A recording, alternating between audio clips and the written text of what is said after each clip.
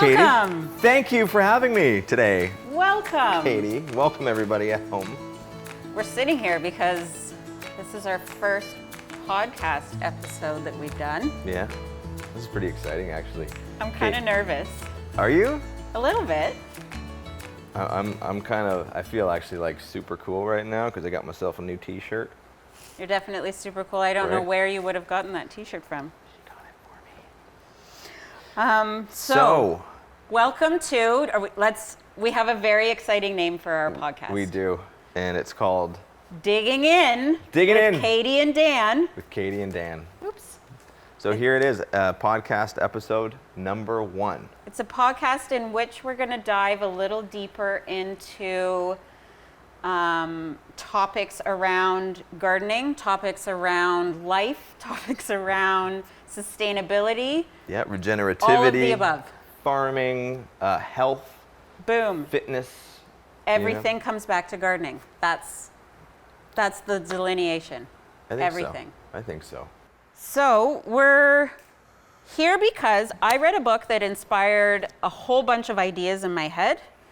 And I think in articulating what I liked about the book, we might be able to cover off on some of those topics and have some little thought-starting conversations and hopefully bring some new topics to light for anyone tuning in. So the book, American Grown, by Michelle Obama, the First Lady, I think it was written back in 2012, so it's been 10 years since this book has been published. And what did she do?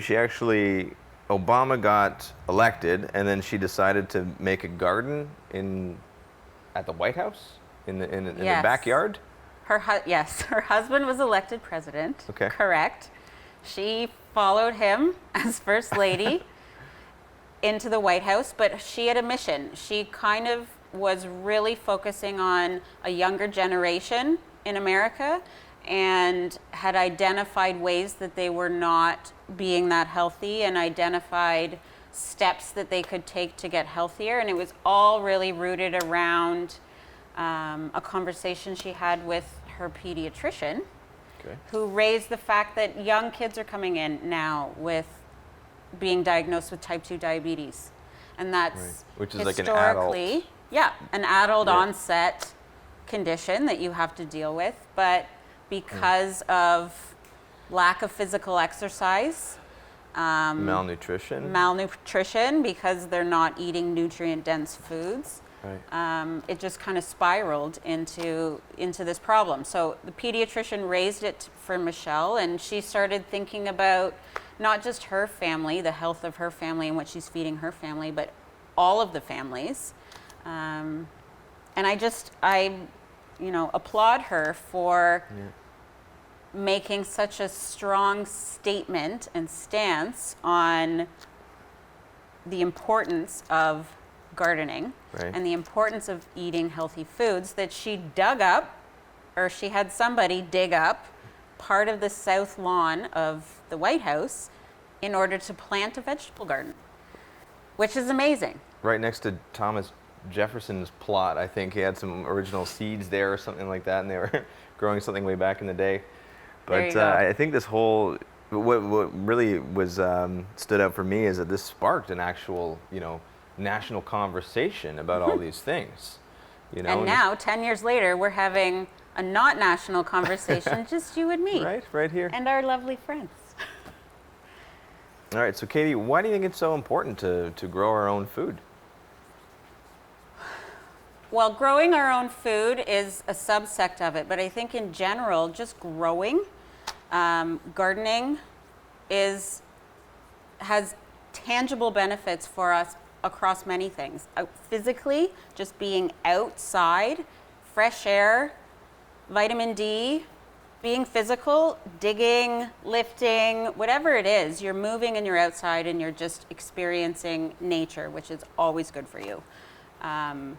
Mentally, I love being out there and just kind of living in my own head and just letting all of my thoughts go, because as I get into my weeding, it's kind of repetitive and it's kind of monotonous, and so it just allows me to let go of things and have a little moment to myself, unless somebody who's under 12 and came out of my body is coming and yelling at me to do something. Right. I just phase out when I'm out there, and half an hour goes by, an hour goes by, and it felt like 5 minutes. So it's kind of like a meditation, like kind of a getaway? It is kind of like a meditation. And then to have something grow from nothing is also kind of cool. It gives you that satisfaction that you've done something. So what about the health benefits? Like, do you think there's health benefits in the immediacy of growing your own food? Well, the food that's coming out of your garden, it's been proven that if you're consuming it within a short amount of time from when it's harvested, the nutrient density in the food itself is higher. Right. So if you were to pick an apple in Florida and stick it on a truck and transport it 24 hours in a direction. Right. And then it was to get to... How roundabout was that? I'm following it. And then it was to sit on a shelf in like some sort of, I don't know, supermarket. So each day, or each hour... And then when you buy it... It's getting less nutritional value. Probably sit on your counter for who knows how long. And then, so by the time you actually eat it, from the time it's plucked from the tree, it could be a week or 2 weeks. And you're saying that that's less nutritionally packed than grabbing an apple or a piece of asparagus from the ground and eating it within a couple hours. Yes, that's exactly what I'm saying. And it's not just me saying it. There's a study from UC Davis that says, and I quote, "Fresh fruits and vegetables may not be consumed for a significant length of time following harvest, during which time nutrient degradation may occur." Makes sense. So the sooner you can get it into your body from when it came out of the ground, the more nutritious it is. And so if you happen to have a garden or a farmer's market nearby, and you're choosing to eat the produce that you've either grown yourself or somebody local has grown it and sold it to you, it will have more nutrition. More nutrition for you. Not to mention the carbon footprint that it takes to get that apple or piece of other can of asparagus worms. all the way to... Right. So I remember in the book she was talking about victory gardens and about, back in World War II, they had to ship out all of the food that was canned and preserved to the troops. Right. So the general population was sort of, in order to kind of do their part, they needed to grow their own food at home. To feed themselves, because they couldn't use the canned goods because the canned goods were going away. Yes. Right. Victory gardens. So which is kind of what Michelle really took as an idea and put it into her modern context. She had chefs coming and advising her on what should be grown out in her garden that they would want to serve. Some of the things that they took out of the White House garden, the chefs served to dignitaries and heads of state as they were hosted at the White House, which is kind of cool. I think she actually put together a little package for like Prince Charles, and it had like Thomas Jefferson's beans and things. There you go, heirloom seeds, like historical, heirloom seeds that she gave to Prince Charles, who then I think grew it in his own, Buckingham Palace maybe somewhere, and took a photo and sent it to Obama or Michelle or whoever. So it's it transcends borders. I'm flipping to page 174, and I'm going to read you something that I found fairly alarming. Okay, this piece is actually contributed by Lieutenant General Mark Hertling of the U.S. Army. Okay. And he wrote, "Around 2006, we began to see a sharp decrease in physical capability among the young civilians applying to join the Army. And then we saw that these recruits were more likely to sustain bone and deep muscle injuries during basic training. We soon made the connection that many of these soldiers had attended elementary and high school in the mid and late 1990s, when physical education had been eliminated from the curriculum in many states." Wow. Okay, so not only was their diet bad, but also physical. Less physical. Right. And so now, 20 years later, we're seeing how that impacted them in their bodies, and now we have a whole bunch of recruits entering the Army with depleted functioning because of their 20 years ago diet of Right. high Cheetos. and Cheetos are Pepsi. good. I love Cheetos. I Cheetos was are raised good. on Cheetos, Pepsi. Were you raised in the 1990s? Yeah, remember Tab? No. Tab. That was good. It was a drink. It was a drink, yeah. Yeah. I kind of remember Tab. Yeah. I don't think it was nutritious. It wasn't at all, but it was delicious, and I was raised on it, and I was probably one of those. I would have been probably having stress fractures if I had to join the army when I was 20 years old. So. He goes on to talk about how 41% of the 130,000-ish applicants are overweight or obese, which is alarming. That's like almost half. Half the recruits trying to join the Army are overweight or obese because of less physical activity, poor diets. Right. It said here too that they had teeth. They needed dental repair before they could actually deploy. I guess their teeth, partly being like low calcium diet. If they were having stress fractures, their teeth needed a lot of work, and apparently they spent $100,000 to $300,000 each to repair their teeth in this case. So. When all they needed to do was eat some dark green leafy greens to increase their calcium and have stronger teeth and That's right. bones. And lay off the Cheetos. If only that was the message being communicated in schools in the 90s.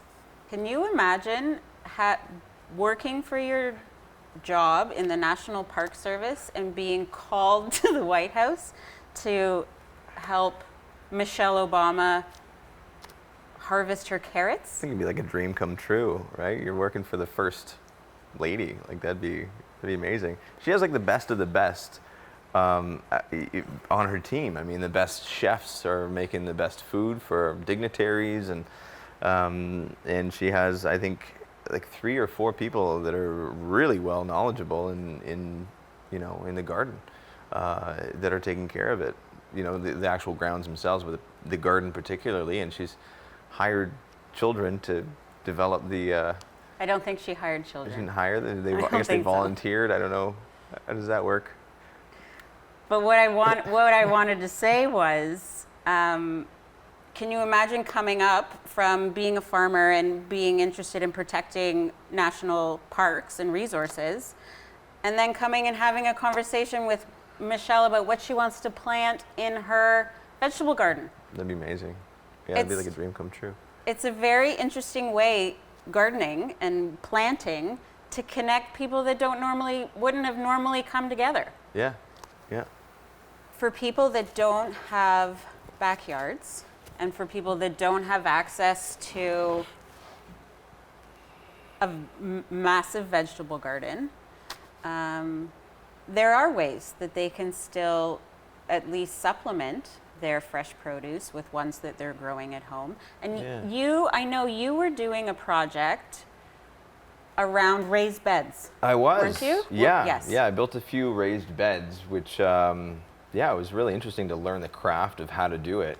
Yep. And what was amazing was, I think when I finished one of the beds, I was talking to one of the owners, and his wife came home with their baby, and just to see the amount of, just like the family unit coming together, and this guy being so excited to plant his food for his family. Yeah, and we showed the bed to his wife, and she was over the moon. Like, she was so thrilled. Yeah, no, there's lots of friends that I have that don't have access to a yard. Right. And they're putting raised beds on their balconies. Okay. So, they come in all sizes. I'm sure you were building all sizes, but they're planting some foundational crops. Like, they've got their tomatoes, they've got their cucumbers, they've got their herbs all up on their balcony. And yes, that's not enough to feed them and sustain them in totality, but even just as a way to supplement what they are going out and having to buy at the grocery store. And a way to get started, too. And a way to get started and fumble through how you do these things. Yeah. Why don't we just think about it from the perspective of, this book was published 10 years ago. Right. I remember these discussions happening 10 years ago. Sure. But then the question is, have they continued? And has anything changed in the last 10 years? Has society kind of gone with this as a trend and objective, or did we all get really excited about it and everyone has a tomato plant and, everybody's growing basil in their, now, they're kind of over it and on to the next? I don't know. I'm curious. I mean, I think the pandemic has really shown us that, the fragility of the food chain. And I think there's been like an influx of people that are more into gardening, more into farming, at least trying to find out where they're getting their food from. And so, so that they can provide for their family and, So something that I have heard in the last 3 years that I had never heard of prior to were community gardens here in Toronto. I'd never heard of community gardens. So are you part of a community garden now? I'm not part of a community garden, but my girlfriend is a part of a community garden, and she actually kind of spearheaded creating one in her neighborhood. Oh, and wow. It started with her and another neighbor. And now they have, I was out there visiting them last week, and they had like 7 different families there all doing kind of their own things. I don't know. I feel like access is increasing for everyone to be able to do something, to grow something. Right. And if they don't have it in their house or in their condos or in their apartments, really they just have to kind of reach out to their community and open their eyes a little bit, and I guarantee there's something. There's so many rooftop gardens, right. Actually. This is something I was reading about. There's interest here in Toronto all around pollinators and introducing pollinator gardens to rooftops in the urban, dense city. Yeah, a friend of mine does beekeeping on her rooftop, which is really interesting as well. And they're making honey too. My brother works in an ad agency that has a building that's 40 stories high, and up there's 3 boxes for all of the bees. Yeah. And they're making their own honey and they're giving it to clients, and they've got beautiful packaging, and it's awesome. a super cool thing. Eating local honey, it's good for your immune system anyways, and I don't know, I just never heard of any of these things happening in the city 10 years ago. And so whether that's attributed to the conversations that Michelle Obama started 10 years ago, or whether it's the interest from environmental groups who are bringing the whole bee crisis to light, and people are kind of rallying around that. I don't really care what's motivating everybody, but I do see that there is an increased interest in this category and in this topic, and in all different ages getting involved, and it just excites me, and it gives me a little bit of hope that things can be better, and that maybe us as a society are not as useless as we may look on the outset. Yeah, I have hope too, and I was reading about food deserts. Like in New Jersey, there's places that actually don't have access to fresh food. So I mean, they have more access to Burger King and McDonald's and what have you, but I mean, they actually don't have community gardens. So I think it's a really important conversation to be having in places like New Jersey, for example, where fresh food is really scarce. So that's terrifying. Yeah. It's just shocking to me.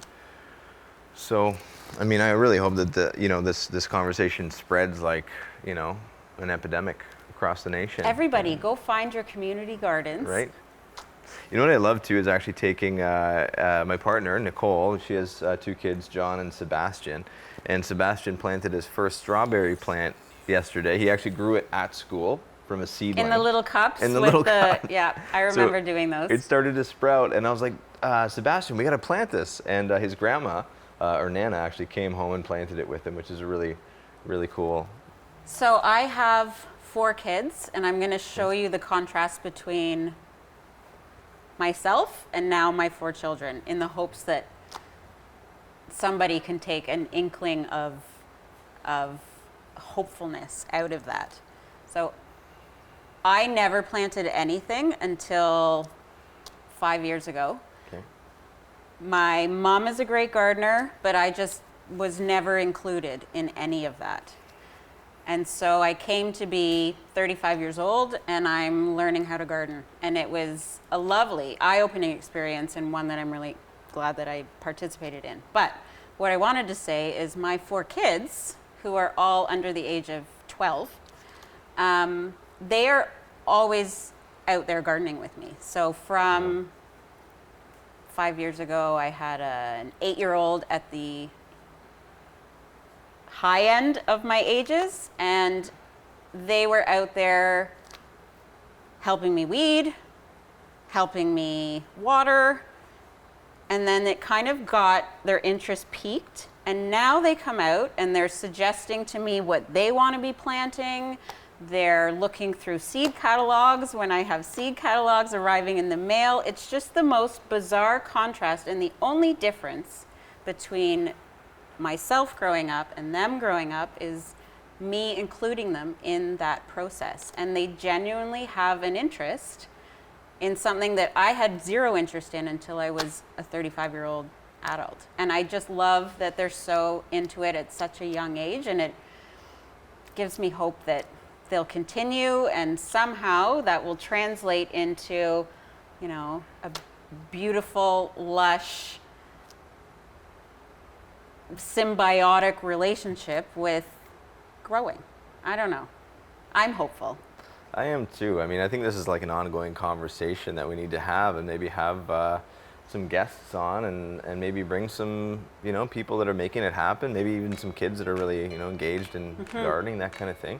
There's clearly lots that you and I can sit here and talk about. This was fun. This is awesome. Thank you for coming. Thanks for having me. And I think we should do more of these. I feel like we could keep talking. Yeah. I think there's lots of people that can add to these discussions. I think so. And I think there's probably lots more topics that will just come out as we keep going. So I think we should try to do that. I think that sounds like a great idea. High five. High five. Nope. That was bad. Look at the elbow. There we go. Episode 1 done.